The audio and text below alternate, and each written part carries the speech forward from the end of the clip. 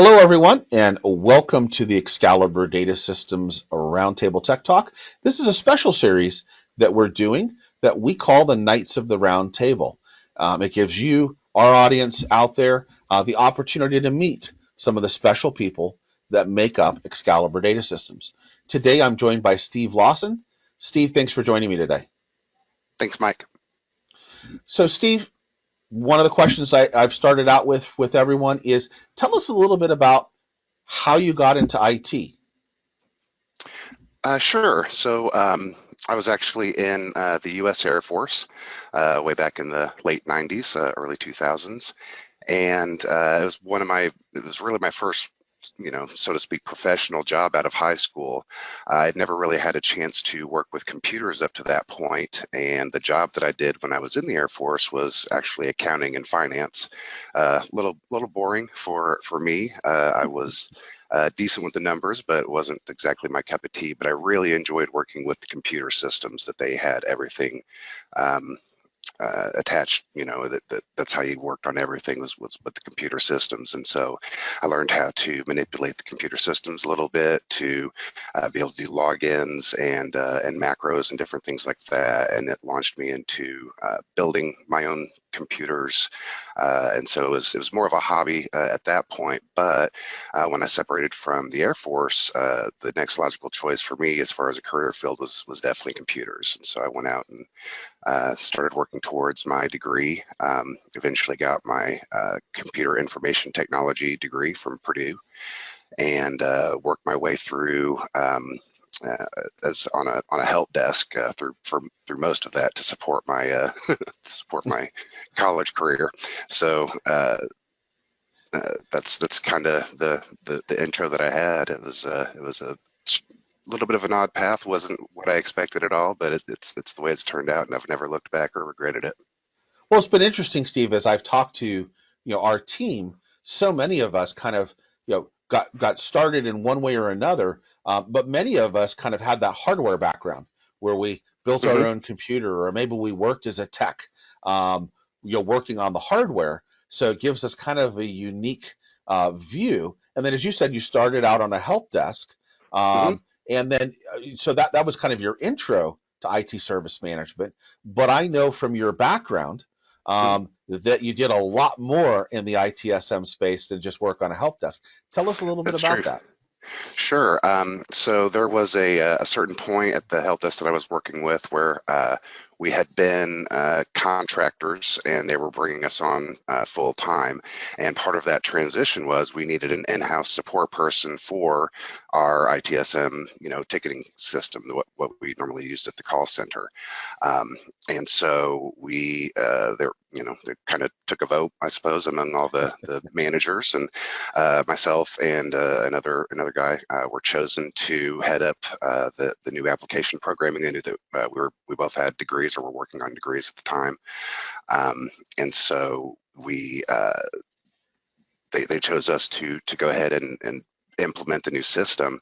And so that was really my kickoff into both programming in general and my first non-help desk job, and also my introduction to ITSM, because obviously you have to learn the course concepts before you can start applying them in the program. Well, So and I've then been I working with know, ITIL since version 2. Actually, was the first version of ITIL that I learned. wow, So yeah, and you've implemented a number of systems before coming to Excalibur. Um, that's in yes, fact, that's how that's we true. met. Yeah, exactly. So we had started off with a very old system called Peregrine, which eventually got acquired by HP and became HP Service Manager. Um, and so I've worked in both of those platforms. When Sharewell came along, it was kind of a godsend because it was so much easier to program in than either of the previous languages that I'd worked with. A lot less code was involved. It was a lot more plain language and logic. And now we're starting to see a lot of pickup in the Halo ITSM platform, which is even slicker and easier. So I'm really looking forward to working with Halo to add to those number of tools that I've worked with. Yeah, and as we know, knowing your background, because I had the chance to work with you Mhm. on your initial Sharewell implementation, Um, one of the things that is so key, and where you were key in that project, is understanding the organizational nuances. And Yes, I think that's a key element that so many of our team has, and something that I talk to customers about, and customers should understand about us, is that our team is generally not professional software implementers. Not that there's anything wrong with that, but most of our team has walked a mile in our client's shoes. I've been through the absolutely. transition of an ITSM system, dealt with the organizational angst of that change, which has nothing to do with how the system's configured.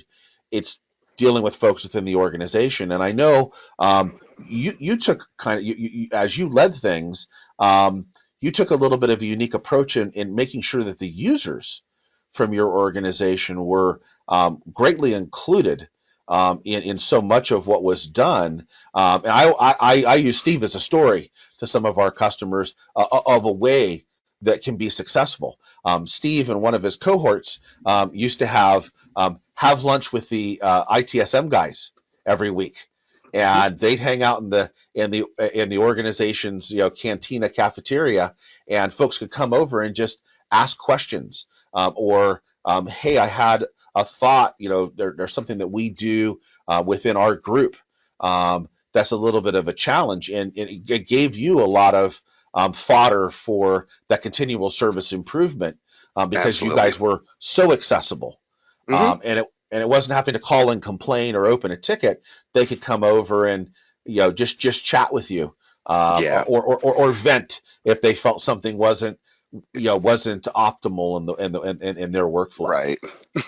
Well, and it does take quite a bit of front work to make sure that you've got a stable enough platform. That took a bit of time, but once you do have that, I mean, we found it very helpful, and I've always I've tried to advise people that it's very important to have that open communication, because that's where you can start getting into the proactive level of service management. You can start getting ahead of the curve rather than reacting to the situations, which is part of what ITSM is all about.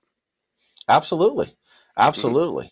And it's what, and I know it's what I use you and what you guys did as an example of a way to be very successful Hmm. at working. And I remember being on site with you, and we'd have somebody come in, and we were working on improvements, and they come in and say, I have an idea.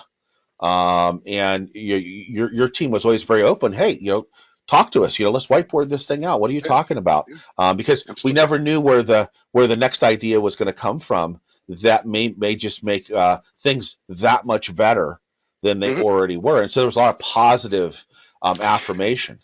And we always made sure to, you also have to take that holistic view as well. So while one person may come to you with an idea, hey, we'd like if, we could do this, and they're, thinking in terms of their own team, their own workflow, but it's very important from the system development standpoint to think holistically and how might this help other business areas, or Mhm. could we, expand it slightly and use it more globally rather than try to, just come up with a one-time solution for one team.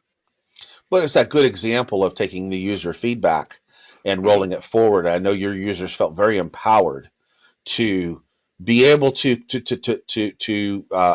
share any idea that they had, no matter how crazy it might be, um, because it would be listened to, and discussed, Right. and they could see good things happen as a Hmm. result of their input. We always hope So, so. well, I know it was always very collaborative. It was really, really Hmm. cool to watch. Now, so tell me a little bit about where you're living today. Sure. I've actually lived in the same city, Indianapolis, Indiana, for all of my non-military life, actually. Um, born and raised here, and went to the military, for a short 4-year stint, and came right back. I was stationed in Southern California in San Bernardino for my permanent duty station. I really missed the four seasons, so I got to come back home and see some snow, see some rain. Uh, got an ice storm the first year that we came back, so it's very cool. Um, So Indianapolis, I actually live in a little suburb north of there now called Westfield. But we've got actually several clients in the Indianapolis area, and it's always been nice to have a physical presence here, to be able to go on site when we need to. With all the COVID stuff happening, almost everything is switched to web conferences now, so that's not as necessary. But it's always been nice to be kind of centrally located to go, down to down to Kentucky or over to Ohio or up to Chicago if we need to, for client visits. But yeah, it's a great little area. Good old Midwest, can't beat it. And you guys, for those that aren't aware, Indianapolis is in the Eastern time zone. They're kind of on the border. Um, True. um, as we move through, because I always have to think for a second, because you're far enough west. Mhm. Are you in? Have you crossed over in the other time zone? And Indiana is one of those states where there's a little sliver of it that is in the Exactly. central time zone. Kind of a split. Yeah, exactly. Up towards Chicago, there's a few counties up there that are on Central Time, and down by Evansville, in the southern southwestern tip, there's a bit of zone there that's Central Time zone. But most of the state is on Eastern, including Indianapolis. And it's actually kind of interesting for. Uh, Most of my life, we never did daylight savings time in Indiana.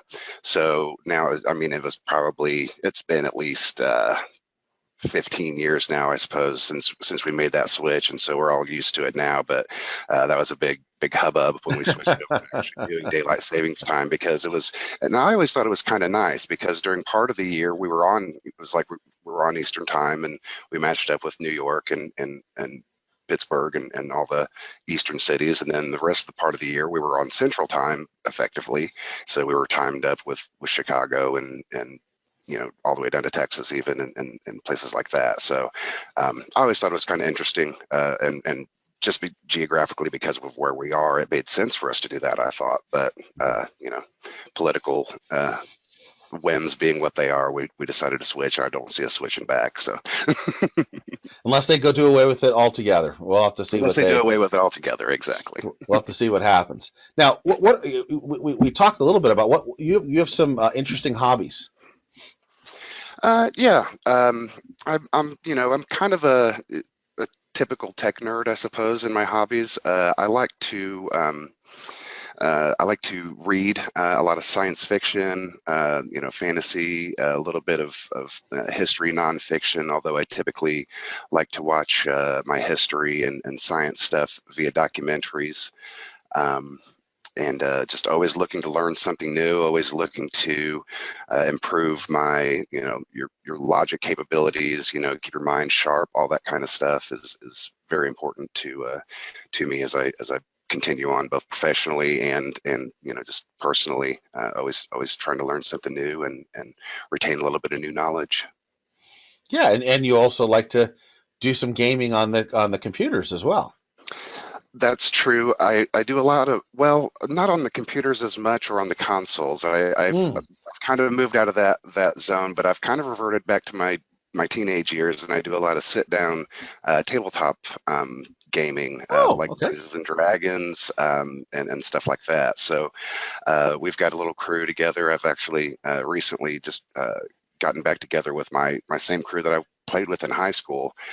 We're all back in Indiana now. We used to be spread to the four winds, and now we're all back in Indiana within driving distance of each other. So we've gotten back together a few times and started up a new D&D campaign. It's been really exciting to in a lot of good old memories, a lot of good Yeah. flashbacks. So Absolutely, absolutely. It's always fun. It's always interesting, when you look at how life will take you different places, and then people will kind of come back to the center. And Pittsburgh's that way as well, as a city where people may tend to move away, but they end up moving back home at some right, point.